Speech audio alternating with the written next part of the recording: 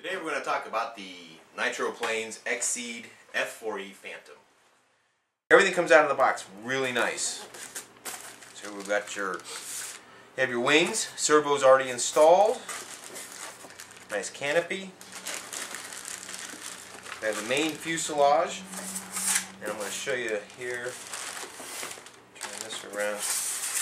You can see inside the box at the bottom, there's one of the reasons that there's hardly any damage, and I've never had any damage coming out of this box, is that they've actually cut out openings and spots for every piece. So your vertical here is actually inside of its own little compartment. So your elevators, they're in a nice little compartment all their own. And then all your other controls, your heavy stuff, like for instance the transmitter.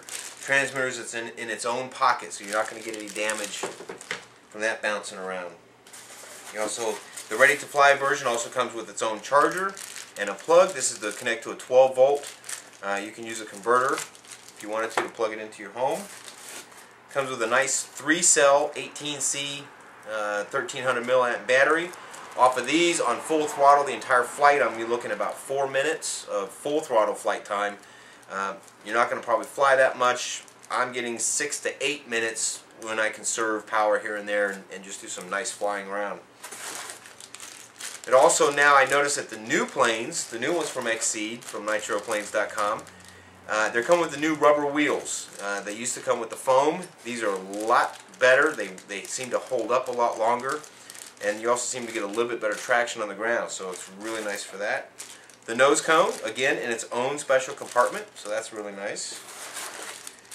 And then you have miscellaneous other parts. You've got your aileron rods, control horns, etc. Even comes with its own glue. I don't use the glue. I prefer to use my CA glue, or you can use 2-part epoxy.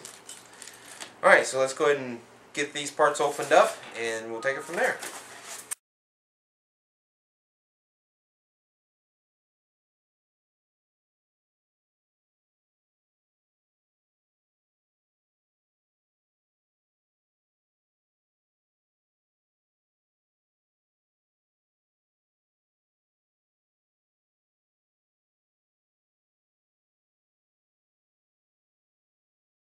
So while I'm going to start my build, I'm going to go ahead and plug in the LiPo. What I'll do is go ahead and get into the receiver box. I want to check out what's inside of there.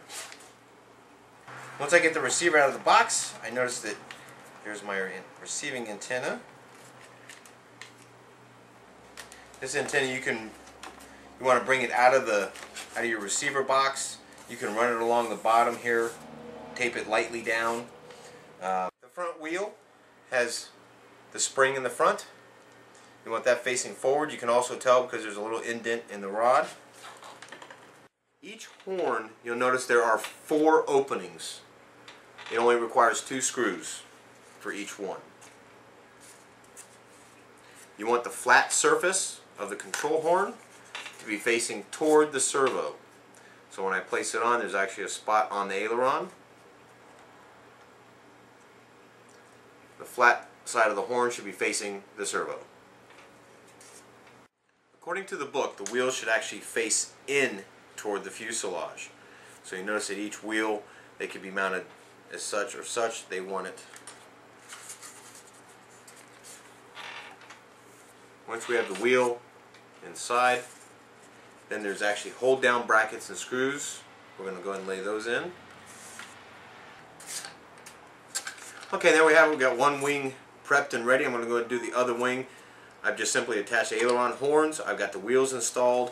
Before I actually put the rod from the servo to the aileron, I'll get the wing attached, then provide power through the system, therefore centering the servo rod at that point. Then I can simply make sure this is nice and level and get that installed. We're going to attach the horizontal tail wings. They provide you these 2 little odd looking plastic pieces. There's actually a spot. You'll notice that they fit nice and tight. Be sure to align the edges for a test fit. Fits nice flush. So I'm going to go ahead and glue those down using CA and Zap, and I'll show you how I do that the real easy way. I go ahead and remove this piece. I don't get too crazy with the Zap on the with the CA on this side.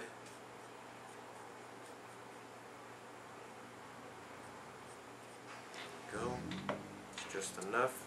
Go ahead and place some zap on the other end of this, on the plastic.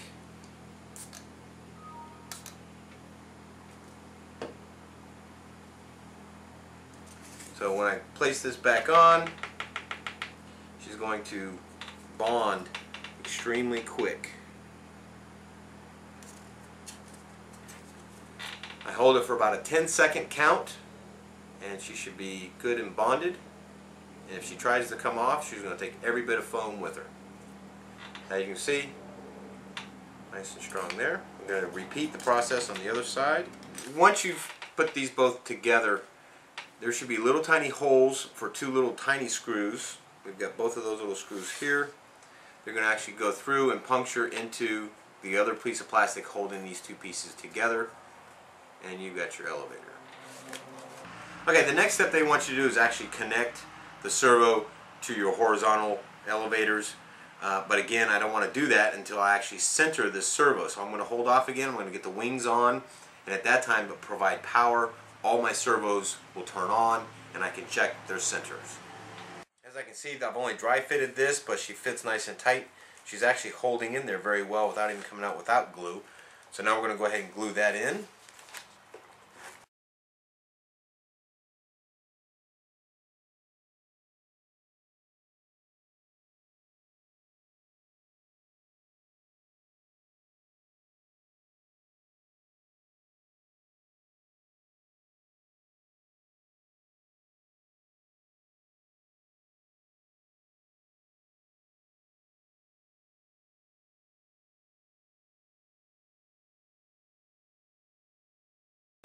So I'm going to go, before I attach my vertical, I'm going to go ahead and provide power to the plane, so that way I can get all my control surfaces wired into the servos, and that way I can flip her over and I don't have a vertical in my way. So probably one of the last things I do is the vertical, and then test drive it, make sure she's taxiing nice, and then put the canopy on, and then she's ready for flight.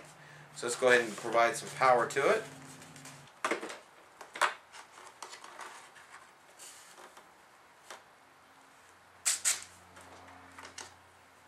And I should wait for the tones. There we go. And I should now have flight control.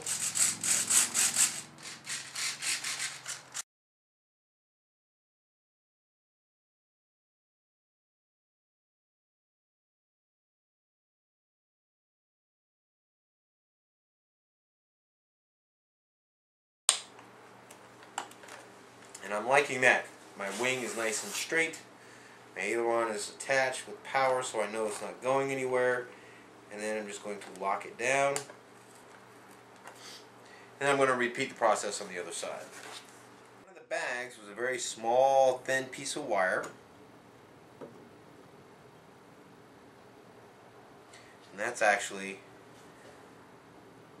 the wire that's going to run in between your servo and your elevators. You tighten that back down.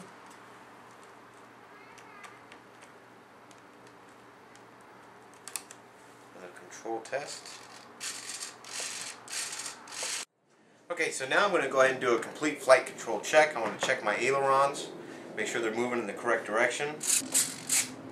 On your ailerons, in order to check them, when you push to the right aileron should lift up. When you push left, the left aileron should lift up. So that's all you got to remember is right, it should lift, and when you pull back on the stick to go up, the back of the elevator should come up.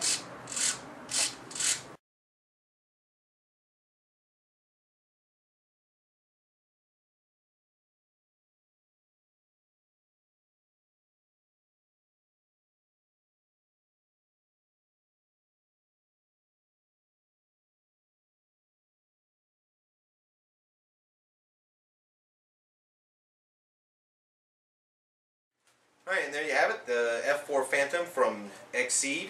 Got it from Nitroplanes.com.